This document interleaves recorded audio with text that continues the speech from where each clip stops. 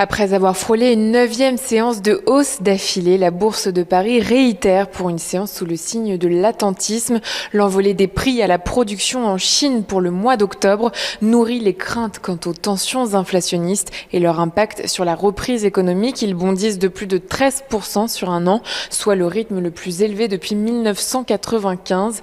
Un bond du fait de la flambée des prix des matières premières, cumulée aux perturbations dans les chaînes de production, elles-mêmes liées à la crise de l'énergie. Les prix à la consommation ont quant à eux augmenté de 1,5% sur un an, un inédit depuis septembre 2020. Cet après-midi, il sera d'ailleurs question d'inflation avec la publication aux États-Unis des prix à la consommation. À noter que ceux à la production y ont atteint un pic de près de 11 ans. Et puis les tensions ne s'amenuisent pas du côté du secteur chinois de l'immobilier alors que sa cotation reprenait aujourd'hui à la bourse de Hong Kong. Le promoteur Fantasia Holdings Group chute de 36%. Evergrande, pour sa part, doit s'acquitter ce jour d'un versement de 148 millions de dollars, suivi d'un autre paiement de 255 millions le 28 décembre.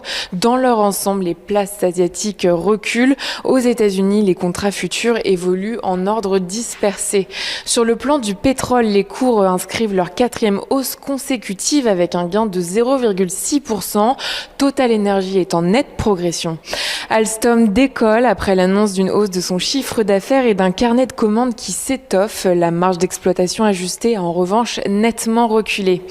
Crédit Agricole recule avec des revenus en hausse. La Banque Verte a vu son résultat net progresser de plus de 43% sur un an. Arkema progresse. Le chimiste français relève encore ses prévisions de résultats pour 2021.